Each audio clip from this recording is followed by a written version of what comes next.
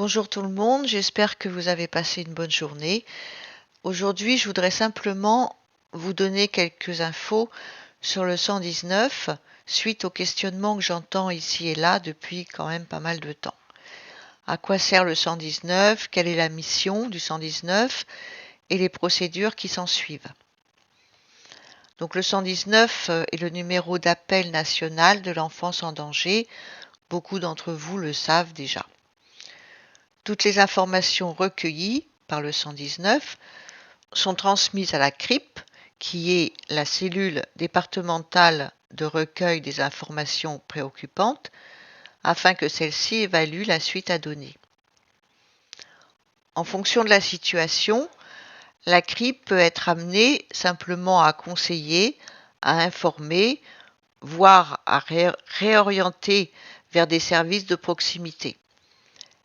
Mais elle peut également, bien sûr, transmettre dans les plus brefs délais un compte-rendu des informations recueillies, soit au procureur directement s'il y a danger imminent, ou au service compétent du conseil départemental concerné, pour une évaluation et aussi une suite à donner. Dans un premier temps, dans cette vidéo, un schéma retrace la procédure qui est effectuée après un appel au 119, puis un professionnel de la CRIP de l'Essonne va vous expliquer sa mission en détaillant les étapes possibles à partir du moment où il y a réception des informations préoccupantes. Donc l'appel au 119 est la première étape. Donc les informations préoccupantes peuvent être aussi reçues par courrier, par la CRIP, sans problème. La CRIP donc est la seconde étape. Et le procureur seulement si le danger est immédiat, éminent, et le conseil départemental pour évaluation sociale approfondie de la situation sont les troisième étapes. Donc je précise bien que le procureur n'est saisi donc à ce niveau-là, par la CRIP, que s'il y a danger immédiat, pour que le procureur prenne une décision dans la journée. Je vous laisse écouter la vidéo.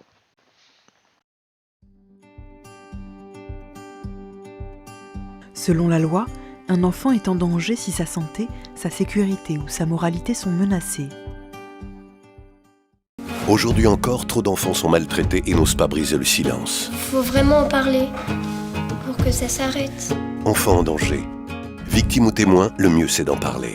Appelez le 119. Aider un enfant en danger, c'est notre responsabilité à tous.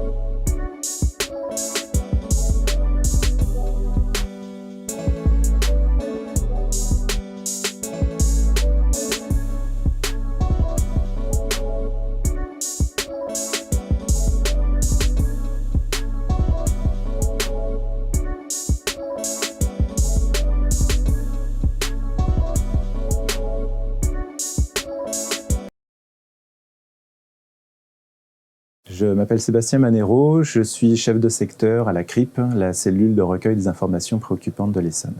C'est un service du département qui est positionné comme chef de file de la protection de l'enfance par la loi de mars 2007 et qui, en fait, cette loi imposait dans chaque département la création d'un service qui a pour vocation de centraliser toutes les informations préoccupantes concernant les mineurs en danger ou en risque de danger sur un département. À notre niveau, à partir du moment où on reçoit une information et le moment où on prend notre décision, on se donne 24 heures ouvrables pour qualifier cette information. Si ça part en évaluation auprès des services territorialisés du département, assistante sociale et PMI pour les moins de 3 ans, ils ont 90 jours pour évaluer la situation. Et à l'issue de cette évaluation, nous donnons 5 jours pour prendre la décision pour le mineur. En 2018, en Essonne, nous avons traité 6845 situations individuelles. Voilà, pour les mineurs sur lesquels nous avons été alertés, à peu près la moitié, 45%, sont partis en évaluation, c'est-à-dire il y avait des éléments d'inquiétude et il fallait vérifier est-ce que le parent peut se mobiliser, est-ce qu'on peut réussir à travailler avec le parent, et puis que vit l'enfant concrètement, est-il en danger ou pas.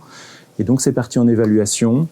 À peu près 15% sont partis directement aux autorités judiciaires, donc par le biais d'un signalement au parquet, soit pour enquête pénale, soit pour mesure de protection, soit les deux, en fonction.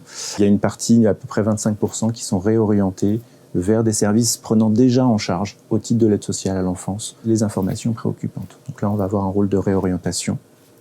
Et le reste, c'était des situations qu'on a qualifiées sans objet, c'est-à-dire il n'y a pas suffisamment d'éléments de risque ou de danger, ou alors les accompagnements déjà mis en place par la famille elle-même, qui se mobilise et qui protège son enfant. Auquel cas, ce n'est pas la protection de l'enfance qui va apporter une plus-value, c'est le parent qui est le premier protecteur de son enfant, et donc engage déjà les actions. Donc nous, on classe sans objet au titre de la protection de l'enfance. Le sens des missions d'une CRIP, pour moi, c'est très lié aux missions finalement de la CRIP, puisque voilà, le fait d'avoir un organe qui centralise toutes les informations, ça permet d'une part de simplifier les circuits, d'avoir un repérage facile de l'interlocuteur. Je suis inquiet pour un enfant à qui je m'adresse, c'est la CRIP. D'autre part, ça nous permet de communiquer parce que justement, on va être en lien avec tous les services et tous les professionnels qui interviennent auprès de mineurs. Ça nous permet de cibler des actions de communication justement pour sensibiliser et favoriser le repérage des mineurs en danger ou en risque de danger. Et puis notre cœur de métier, c'est vraiment prendre la meilleure décision possible pour le mineur. Donc faire vraiment la part des choses entre quels sont les risques ou le danger identifié pour le mineur et quelle est la capacité des parents à se mobiliser en faveur de la protection de ce mineur. La vidéo est maintenant terminée. J'espère qu'elle aura répondu un peu à vos questions sur ce sujet, mais n'hésitez pas à demander des précisions si vous le souhaitez. Passez une bonne soirée. À bientôt.